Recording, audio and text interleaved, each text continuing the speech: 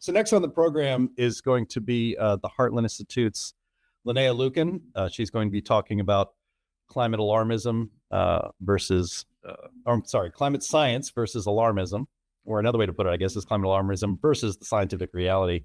Linnea is a research fellow at the Heartland Institute. She's the host of the In the Tank podcast, which you can watch streaming on these very channels every Thursday at 1 p.m. Eastern time, and also a participant in a show I get to host called the Climate Realism Show, where she's part of that program as well. But before she comes up, another thing that was interesting about the WEF that I was learning as we're here. We were in here since Friday, since right before it started. And one of the trends has been, if you've been following the World Economic Forum for years, the climate issue has been dominant at the WEF for such a long time. And there's a good reason for that, because it was the perfect avenue for control. If you control energy production based on the idea that human activity is causing a global climate crisis from which we will all perish, and that the whole ecosystems will be completely overwhelmed and destroyed. If the stakes are that, well, then there's some justification there for not just a little bit of control over our economies, but complete control over economies and thus the people. It's been kind of striking. It's still a topic around here in Switzerland and in Davos, but all the stories I've read, all the trends I've seen on social media, there's been two topics that have been talked about a lot more than climate this year: Donald Trump and AI. And so we're probably going to get into that in the Q&A today. It'll be interesting because we have a wonderful AI expert in Donald Kendall, and I'd like to welcome our wonderful climate science expert, Linnea Lueken. Come on up.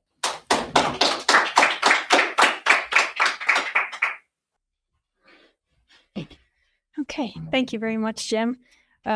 This is a topic that I just made a really loud noise with that. A topic that I get to talk about all the time on the Climate Realism Show and also in my work writing for climaterealism.com.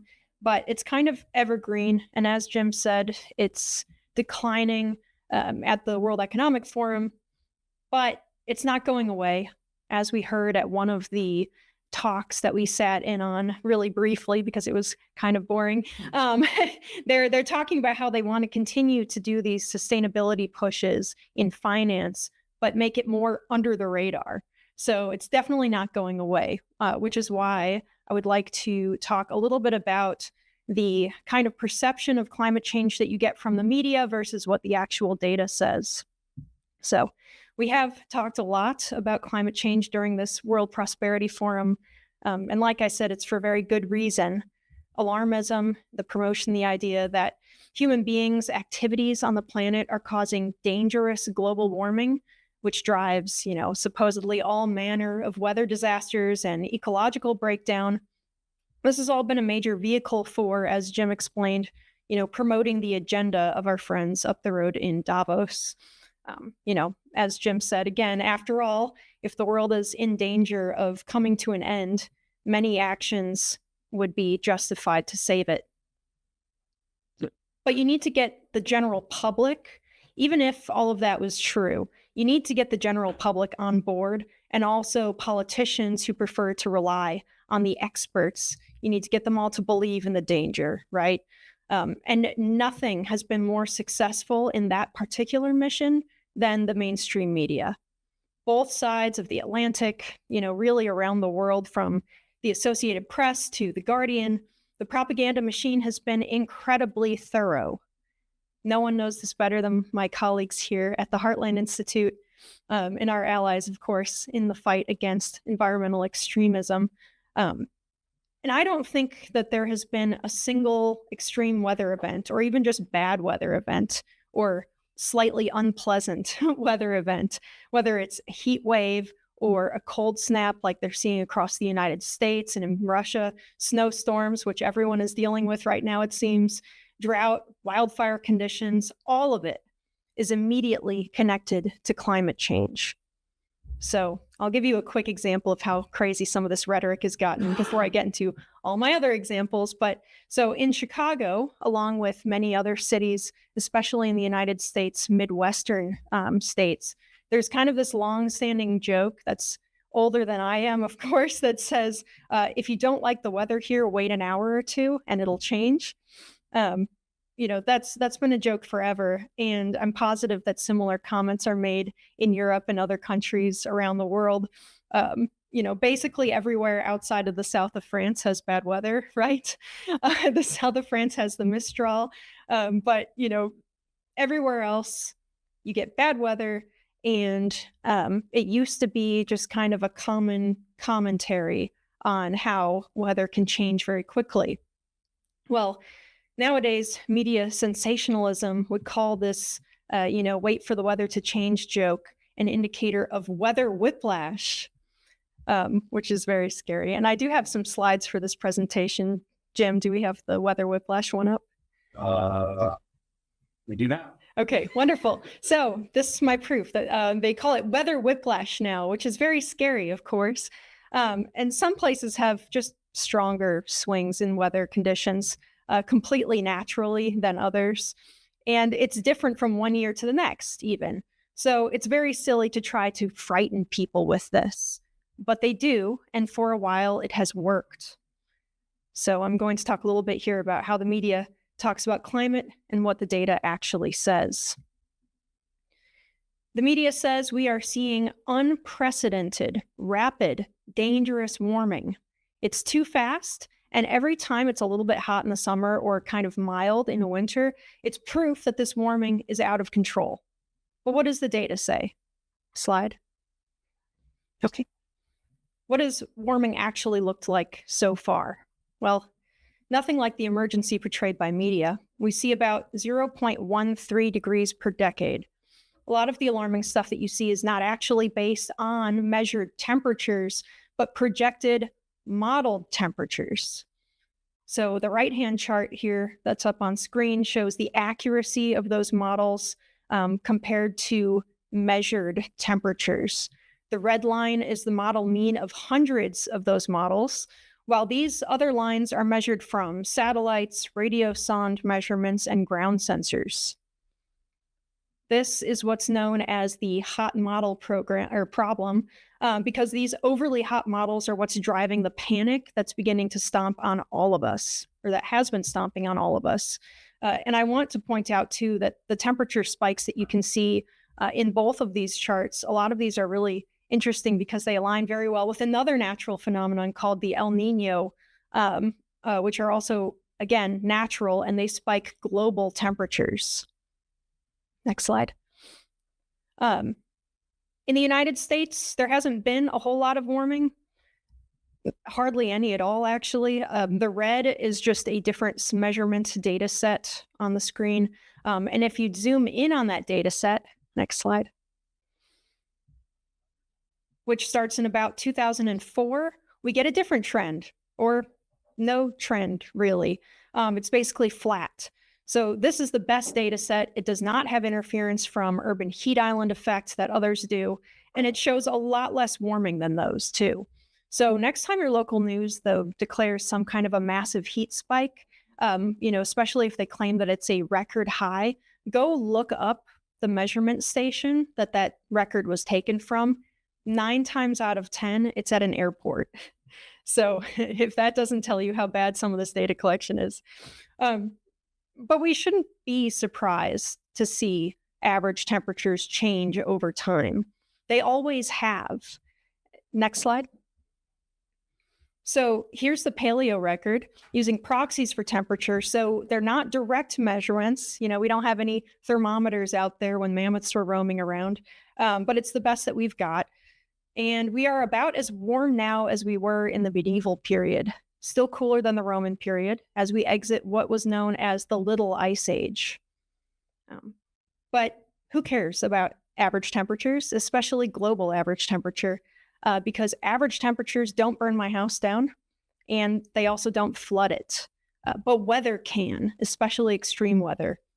So next slide. The news says that weather, like the kind of weather that contributes to wildfires, hurricanes, and drought, is all getting worse. But the data says that those things are not getting worse. With regards to drought, next slide. For example, very few places in the United States are seeing a trend in declining precipitation. The Intergovernmental Panel on Climate Change, our friends at the UN there, say that they have high confidence that precipitation has actually increased over the mid-latitudes of the Northern Hemisphere during the past 70 years, and has low confidence about any negative trends at all on a global scale. There is one kind of drought, though, which is partially human-caused, but again, that has nothing to do with climate change, and that's what's called hydrological drought, which occurs when reservoirs and bodies of water are drawn down too much. And again, it's not because it's raining less in those places, but it's actually because there are more and more people living and playing golf on beautiful green golf courses in the California desert. So when you do have a drought, when you have a legitimate long-term drought period in an area that was not made to have that many people and that much water use, you do get a real drought, and it becomes a real issue. But again, that's not some long-term global warming problem. That's a human infrastructure problem. So what about wildfires? Next slide. Globally, again, data show that wildfires have been trending downwards in terms of global burned area. So just in the last 18 years, the area burned up by wildfires has fallen by around 18%. And this past summer, there were many reports saying that various European countries were having unprecedented wildfires. The media was extremely excited to report on this. And I'm also excited to report on this because it's something that a lot of people would not have the background to look into. But actually, the European Space Agency has satellites that they work in conjunction with the United States, gathering data with. And those satellites show us what's going on with wildfires. So this September, the Associated Press claimed that climate change was causing worse wildfires in places like Turkey, Greece, and Cyprus. But not only were these fires not unprecedented, they also were not part of a longer trend in terms of fire extent. So we have the next slide that shows the European Space Agency's Copernicus data on wildfires across Europe. And I pulled up the ones from Turkey, Greece, and Cyprus here for you to look at. And it's not a super long database because we haven't had satellites that can do this up for very long. But we can see from that data that there is no trend in wildfire occurrence or severity in these countries. One bad year does not a climate trend make. And it's a little bit embarrassing, I think, for the media when they don't bother to report on that, unless, of course, you're assuming that they do it on purpose. Some of the decline in global wildfires almost certainly has to do with innovations in detecting them in the first place, like those satellite surveys. You can look at wildfire extent live via satellite nowadays, but you are also contending with an increase in the number of people who are in fire-prone areas, more people setting fires accidentally by dragging a chain behind a truck or something, making sparks, or not watching the grill close enough, and also intentional arson. And that's just because there are more people living in areas that are already prone to catching fire, and yet the decline in global wildfire persists. So how about hurricanes? That is one of the media's absolute favorite fear-mongering subjects because hurricanes are extremely dangerous, they're extremely damaging, and they can hurt a lot of people in a relatively short amount of time. So I have heard constantly from the media that hurricanes are getting worse. Every time a hurricane causes any damage anywhere, they find some kind of metric that they claim is worse now than before, whether it's wind speed, or when they find out that the wind speed isn't actually getting worse, they say that it's rainfall. When they see that the rainfall isn't actually getting worse, they say, well, the speed of the storm's intensity or movement, any number of things. And of course, a thinking person can look at all of this, all these different elements that go into a hurricane and realize that you can always find something uniquely bad about any given storm. It's just bad logic and bad science and also bad reporting to go digging for differences so that you can amplify them to generate fear. So this chart that I have shows the global frequency of hurricanes major ones and also all the rest. And there is no trend. But, maybe they're getting stronger. And then the next slide I have here shows a chart that shows accumulated cyclone energy of hurricanes in both hemispheres, which is a measure of hurricane strength. And again, there's no trend. The only trends that we might be seeing, again, are emerging trends in hurricanes that stay out to sea for longer. But again, that's tough to call because 100 plus years ago, we didn't have every inch of the planet watched 24/7 from space. So there were a lot of storms that we simply did not know about and are not on the record. So the way that I have described this issue in the past is kind of like if you go to the doctor and get all of your spots and freckles and everything mapped out one day, and then you start obsessively cataloging every new speck. And you become very alarmed at the unprecedented number of new specks that you are finding popping up or disappearing on your skin, both equally scary. This month, there's 2 more freckles on me than last month. And so at this rate, I will be nothing but speckles well before 2030. Catastrophe, right? Well, you weren't looking before, so calm down. It's okay. Another trend that might be happening with hurricanes is that they come later in the season or are a little bit more to the west in the Gulf. Again, there just isn't enough data yet to be sure of any solid trend. And recall that we've only had satellites up there doing weather stuff consistently since about the 1980s. So I do keep hearing, though, if our next slide is available, about these billion-dollar disasters.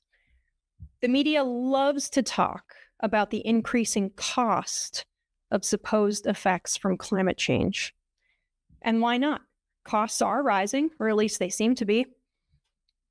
But you have to ask, how many multi-million-dollar mansions were in remote wilderness areas, barrier islands along coastlines, and in developing nations in the year 1900, or 1980 for that matter, compared to today?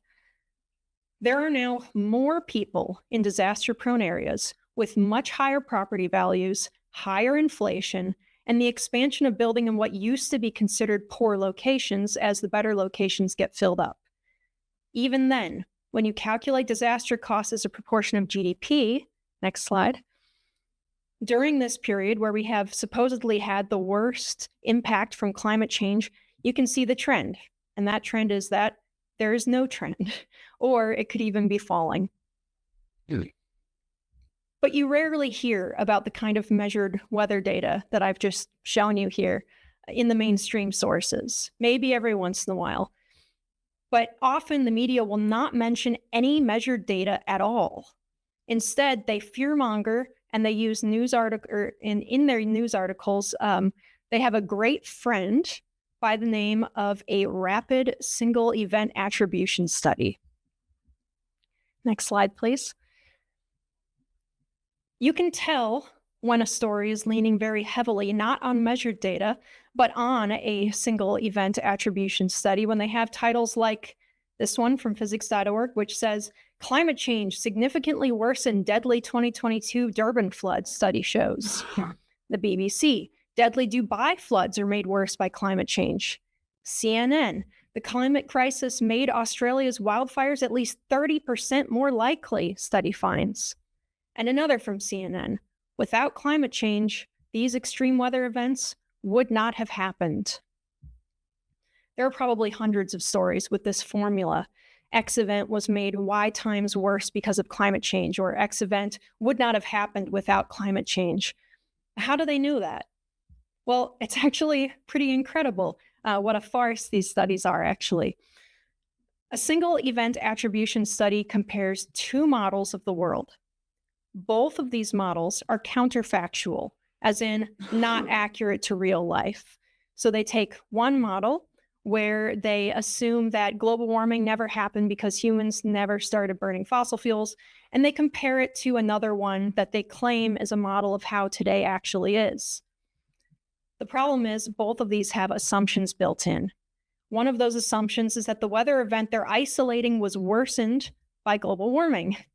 They assume that, had it not been for human-caused warming, the individual storm would not have been so severe, one way or another. They also assume that a universe without human-caused warming would not result in severe storms, or as severe of storms.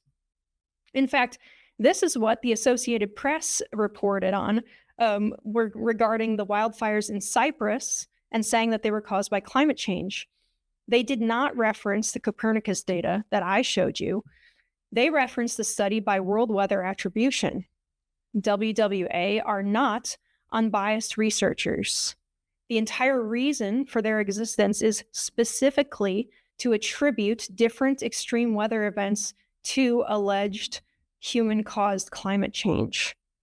They believe, actually, that the United Nations IPCC is too moderate and cautious with their apocalyptic predictions. So these so-called studies assume that climate change caused or contributed to an extreme event. The only question they ask is, how much more likely was that event to occur, or how much more severe was it than it would have been had humans never used fossil fuels? So this is pure propaganda. They do not look at any other explanations. The only one that they're interested in is the human-caused climate angle. And so, as I've demonstrated here, it's all over the news. They love these things. And the history of these attribution studies is actually that they were designed to lend force to lawsuits against oil companies for their contribution to increasing atmospheric carbon dioxide. Organizations like the World Weather Attribution say that this led to warming, which then they say then leads to more severe weather. So they are attempting to blame particular oil companies for bad weather, which is nuts, but that's what these studies are for. So we've seen, though, that the measured data just does not demonstrate more severe weather. So what's the result then of all of this bad reporting on climate science and on the weather? Many people feel terrified every single day. Media reporting has been so dramatic and frightening that people, especially the very young, children, believe that the world is literally going to end in short order. Reasonably, if you believe that falsehood, you will become anxious and depressed. And so you might think that the media would want to bury that because it's clearly their fault, right? They are the ones who are exaggerating and lying by omission when they are not outright lying, but they don't. They have a different strategy for reporting on climate anxiety, and that is that they blame it on climate change. Slide. So, given all that I've shown here, the question that I have for a lot of the climate alarmists in the media, peddling, in all of this fear, is this. Next slide. Would the people living in areas that are naturally already prone to natural disasters like wildfires and hurricanes and floods and snowstorms, all of it, be better off if we left oil and gas and coal in the ground and if we deindustrialized? If we didn't use those resources in order to make cement and steel, or to power generators when a storm knocks out the grid, stable electricity in general for, two things that greatly increased our resilience to extreme temperatures, like those in the United States right now with their extreme cold snap, the cold way up here in the mountains of Switzerland, or extreme heat, are heating and air conditioning. Neither of those at scale are possible without fossil fuels. What about the casing on electric car batteries and long-term storage batteries themselves? Solar cells? The materials used to make wind turbine blades? Not to mention transporting them cross-country? On what tires would you do that? Weatherproofing materials, fuel for rescue vehicles, new advanced plastics and other materials that can be used for any number of medical or construction uses. None of these things would exist without the use of fossil fuels. So what media alarmists are doing is they're arguing that the weather is worse when it's not, and that giving up your standard of living is the way to save yourself, which is absurd. Even if the weather was getting worse, giving up the products that we need, which have massively decreased fatalities due to the weather, would definitely not help.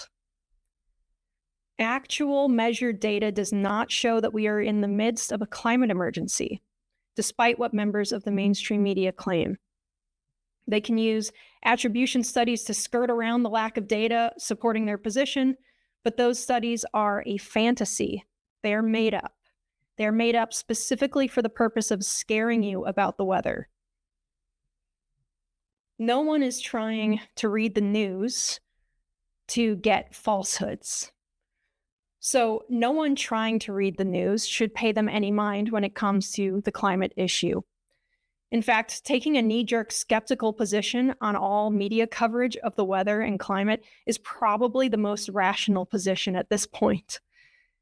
The media is not trying to educate us about the facts regarding weather and climate. Instead, they take advantage of the volatility and danger of the natural world that surrounds us, and they point to it as a reason why we should all just fall in line and let people like those at the World Economic Forum this week tell us how to live our lives, and that we should just tolerate living with less, as one sign that I saw in the Climate Hub this weekend proudly promoted. Not that global elites enjoying Davos will ever end up sacrificing any of this themselves. After all, they really do enjoy going to that beautiful ski resort and having wonderful veal, wonderful veal bratwurst. So why should you listen to them, especially when the media is just lying for them? Thank you.